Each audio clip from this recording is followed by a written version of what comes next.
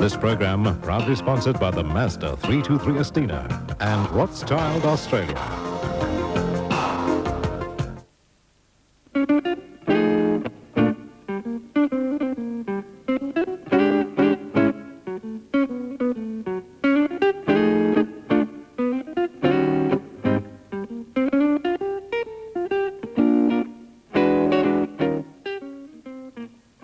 How are you? I'm very well, thank you. Thank you so much. We should have a good time tonight.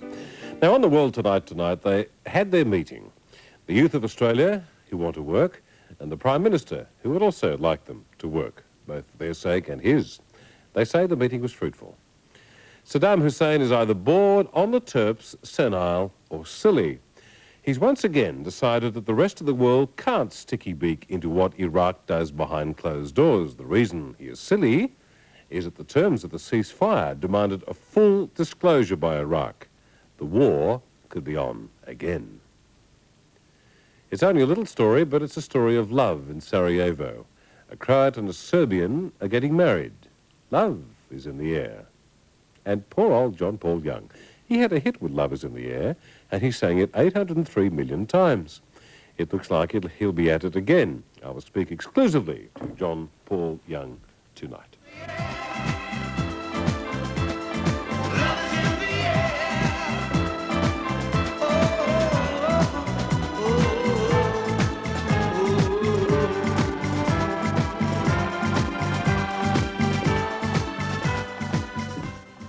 He's the one in the middle. Now, the Job Forum was held today in Canberra. The success of any meeting like this must be seen in the results, which, of course, only time will tell. But it does seem that the get-together was positive. Representatives leaving the Job Summit seemed hopeful that something will be done to create jobs and cut the pool of unemployed youth.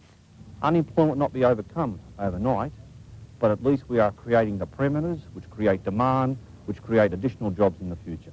There was general acceptance right around the table that the burden of unemployment had to be shared by all of us. I think everyone left with a good feeling about the meeting. One of the more controversial issues on the summit's agenda, a youth training wage.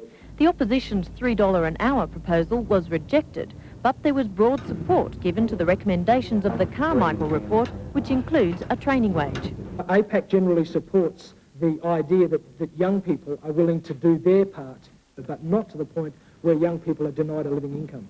There was also support given to community-based job schemes subsidised by the government, and unions agreed to be flexible on wages and conditions for job creation programs. As to what the government is actually going to do as a result of the summit, Mr Keating says he'll be making that clear next week. If this is just a talk fest and it results in a few more committees and no real action, the Australian electorate will give up on it. Victoria's Premier has set a target on what she wants. The target ought to be 100,000 jobs for young people, in 100,000 training and jobs for young people by the end of the year.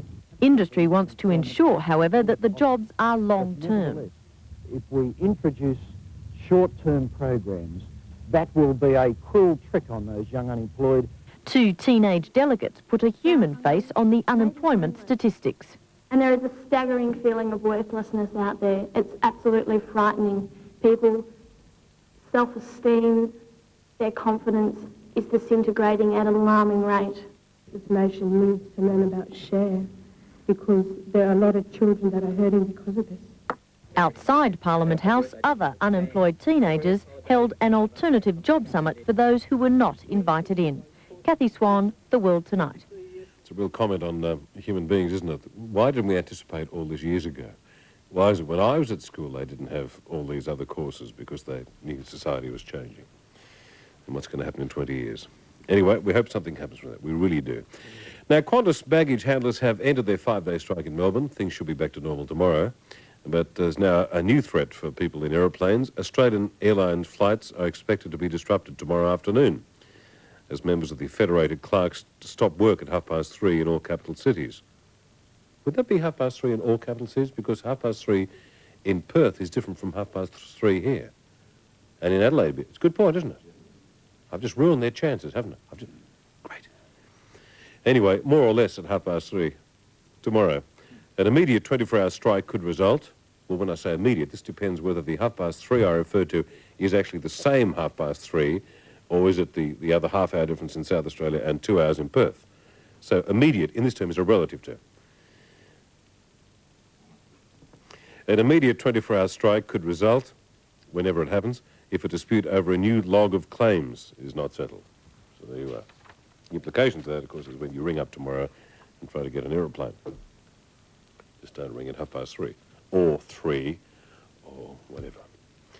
Fire burnt out a Melbourne Holden dealership this afternoon. A mechanic was working on a petrol tank, and the fire spread quickly from the vehicle to the bitumen-coated ceiling of the building. About a dozen cars became victims, and the cost is about $1 million. Thank goodness we aren't in the midst of a recession. At Condobolin in western New South Wales, the workers are still clearing the sodium cyanide, which was dumped when the goods train carrying it hit a semi-trailer at a level crossing yesterday. The emergency teams stop shortly and resume early tomorrow. It'll be a few days before the track is open. Today, authorities found a second victim in the truck's cabin, a female passenger. Up on the Gold Coast, Water Police chased an allegedly inebriated captain of a 10-metre cabin cruiser. The police pursued the vehicle until they rammed the boat onto a sandbank near Macleay Island. After mounting the boat, some scuffles broke out, but the police won. They arrested a few people. Would you like to know they were shouting out to the captain, excuse me, we knock off at 3:30, that is 3:30 in Queensland. Saddam Hussein of Iraq is playing silly games again. He's refusing inspectors access to Iraq's agricultural ministry, a building which is suspected of being a weapons research facility. Now, this refusal breaks the terms of the ceasefire and could mean war again. The United States, as ever, is ready. Under the terms of the Gulf War ceasefire, UN inspectors have been dismantling Iraq's weapons factories. But now Iraq appears unwilling to cooperate. A UN team has been refused permission to search the Iraqi Agriculture Ministry in Baghdad, a suspected weapons research facility. Inspectors have retreated to their hotels after being repeatedly targeted by demonstrators. The Pentagon is losing its patience and is now looking at plans to join a multinational airstrike against Iraq. That's why 1 or 2 or 3 really would do nothing. The US plans call for stealth fighter bombers and F-15 aircraft based in Saudi Arabia to join other coalition planes on a series of raids. The US is still waiting on the UN Security Council to give its blessing. Our actions in the Persian Gulf have consistently been through multinational efforts, including the UN and the coalition that was formed. Targets would include communications facilities and bridges, even the Agriculture Ministry itself. So far, Iraq is keeping its nerve and says it's had enough of the UN inspections. And so it's a matter of humiliation rather than a bona fide inspection. Rumours swept the Middle East again today that Saddam Hussein had been assassinated. But all the indications are that Iraq's master of brinkmanship is still very much the man in charge. In the United States, Mark Burrows, World Tonight. I'm sorry about that audio playing up again. I'm often sorry about it. I still think if this weren't a recession, we could have sold that foyer in a weekend. The ultimate garage sale. The mafia is a real problem. It is a real problem. How do you get rid of a group of people who infiltrate right to the top? I mean, the judiciary has got the mafia in it. How do you say that we want to get this mafia person? They say, oh, not today, Mario. It's a real problem. We'll have a story on that, the problems of the mafia in at least Sicily. On the World Tonight, in a matter of moments.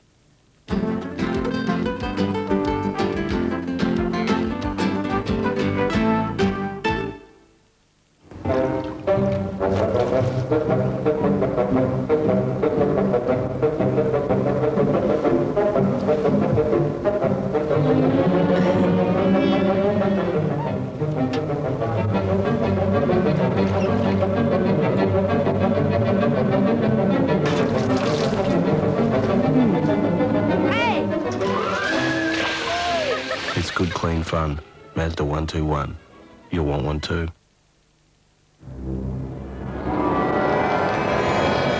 Sorry to frighten you. My name is Rothschild, the original. You're worried about your savings, aren't you? What a pity you didn't invest in our 5 Arrows Australian Equity Trust 10 years ago. Your money would have quadrupled. Quadrupled? It's not too late. Call your financial advisor or Rothschild Australia and ask for a prospectus. What's the matter? Looks like you've seen a ghost.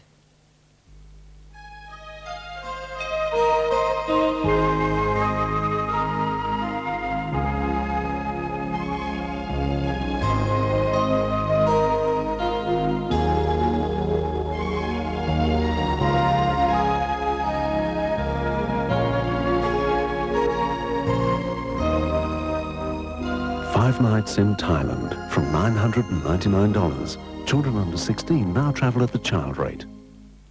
Being comfortable has almost become an art form. That's why a King Furniture original belongs in your home, an original from the masters of comfort. Each King Furniture lounge or sofa is crafted in Australia in luxurious leather or fabric and is designed to give you unsurpassed comfort. See for yourself at King Furniture's new expanded showroom now, only at 61 Parramatta Road, 5 minutes from the city. King Furniture, the masters of comfort. When you've got a job to do and there's no one else but you. Soldier on with Cottrell, soldier on with Cottrell, you can soldier on. Now you can save on calls to New Zealand and all around Australia with new Telecom Flexi plans. Call us now and join.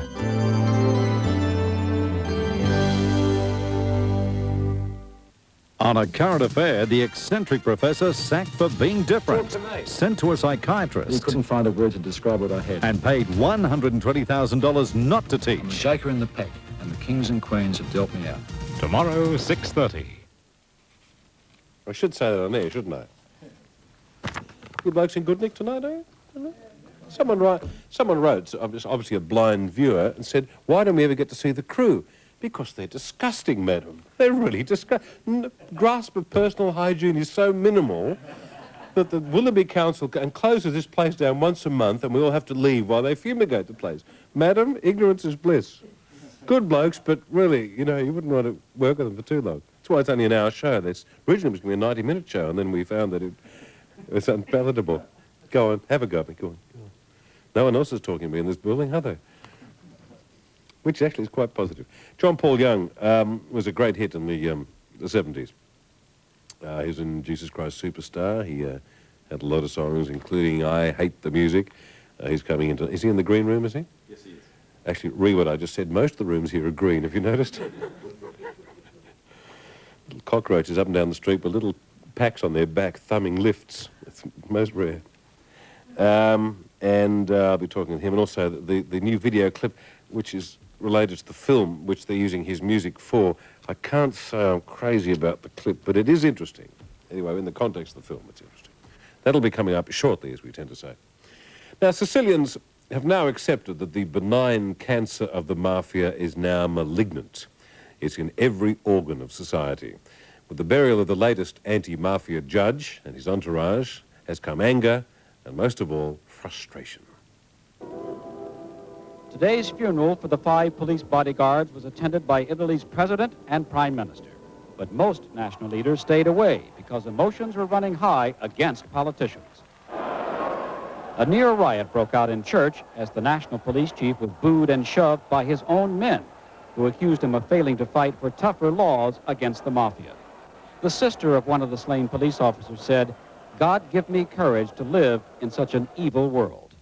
The target of Sunday's bomb attack, Paolo Borsellino, had helped to send hundreds of mafia figures to prison. He was a marked man and knew it. Today, public outrage against the mafia also boiled over into demonstrations in Rome and in Milan. In Sicily, many charge that crime fighters are being sacrificed by politicians. The judges, the magistrates, they are on the first line, but there is no one that backs them up. This colleague of the slain police officer said, "We need a declared state of war. Otherwise, I cannot protect those who investigate or testify against the mob." As the coffins were carried away today, mourners shouted the word so many here have died for, but not achieved. justice. Israel's Prime Minister is in the arms of his old enemy, President Mubarak of Egypt. He's the first Israeli Prime Minister to visit an Arab country in 6 years, and this only 7 days after he took office. Admittedly, it's only a key first step. Egypt is the only Arab country to actually have relations with Israel. In this world of surprises, it was a small picture of optimism to see two men who had fought on opposite sides in 3 wars pleased to see each other. Now, United States Secretary of State James Baker, a terribly serious man, is to move to the White House next month to act as U.S. President George Bush's chief policy advisor. I told you this a couple of days ago. It's now spread around the world. And he's the campaign coordinator for the coming election. Hey, someone said to me, why did Perot drop out so quickly? It was curious, wasn't it? The man's got a lot of money. I wonder whether they actually had pictures of him with something unattractive that they're going to show. And they say, listen, Ross, if you do that, but hey, I just, my phone's ringing. I'm out of the race. He had a lot of money, that man. Still has. Anyway, that's by the way.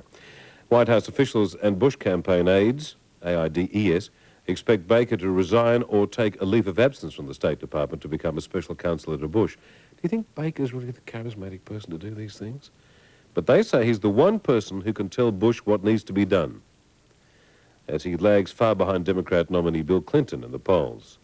The New York Times says Deputy Secretary of State Lawrence Eagleburger, go to McDonald's and ask for one of them, an Eagleburger, is expected to replace Baker at least until the November presidential election. There you are. We look at these things with some interest from afar. Well, I do anyway. I suppose you blokes have gone off me after what I said.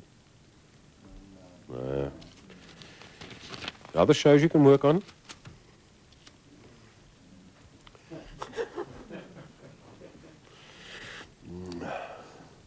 You realise if you blokes wore dresses, I'd probably take you out. You know that. I think it's a time for emotion. It's time not to be butch. We're very close here. Which also concerns the health department. You might remember at school the trick of pushing 2 kids together until they started fighting. You can do the same with dogs and cats. Now, this technique in the traditional all's fair in love and war approach is being used in Sarajevo. Just shoot anyone, even your own side. The tactic is to shoot your own people and blame the enemy, just to fuel the continuation of the war. This is not typical warring behavior. No wonder the ceasefires cease. From the point of view of what it does to your own people, it's got to be bizarre to the extreme, and as I said, I've never, ever run into that before. The 380,000 odd people in Sarajevo living and actually not firing back are somehow surviving, like cockroaches darting from room to room in a condemned house. Love might not really conquer all, but it tries. People in Sarajevo defy the guns and the siege by keeping their city alive. For 3 months, their buses have been running, their newspapers have kept coming out.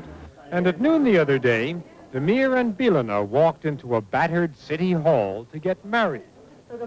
With Serbian armies trying to cleanse this city of its mixed ethnic groupings, Damir and Bilana staged their private revolt. Bilana is a Serb, Damir a Croat. Romeo and Juliet are alive and well in Sarajevo. The brief ceremony was accompanied by the strains of an air raid siren.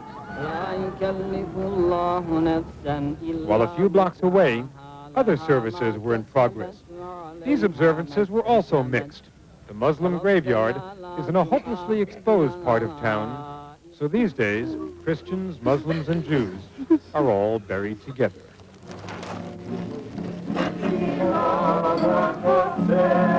Damir and Bilana planned to get married in the fall, but moved up the date because they were afraid the war would tear them apart. We are mixed. Mixed marriage, like we say here. No. And if we are not married, she's part of her family and I'm part of my family. No. Bilana's mother apologized for the Spartan wedding party. There was no electricity, no meat for the Berekas. But there was an island of sanity here, surrounded by Serbs and madness. Outside their living room, mere anarchy was being unleashed upon their world. Today, it gave new meaning to the old phrase, shotgun wedding. I have 2 holes on the skirt I wore. Yesterday I almost got killed when we were walking to the office to try to arrange everything for the wedding. That's everyday life here. What the wedding guests say they cannot comprehend is how the Europeans and the Americans can sit around and watch this happen. A month ago, a local poet wrote the lyrics to what has become the theme song of the siege.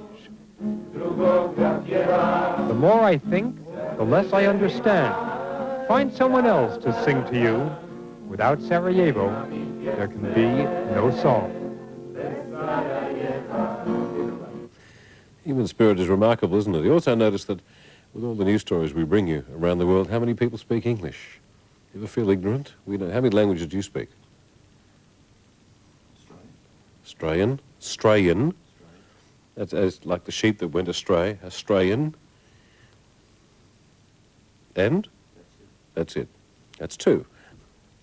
The finance news, the Australian share market closed a little lower today, the All Ordinaries Index losing 2 points, mainly because of what happened in Tokyo. In Tokyo, the Nikkei Dow lost almost 3% of its value and fell to its lowest level in 6 years. In London tonight, the FTSE is a good deal lower as well. Gold is down. The Australian dollar is steady tonight in European trading. In fact, it's been fairly steady for some time, you see. What am I mentioning? Who's this person? Just a sec. It's been so busy all afternoon. Who's this person I'm mentioning? What's the context of the story? Oh. How can I do that, giving my love for sport? What's the best way to handle this?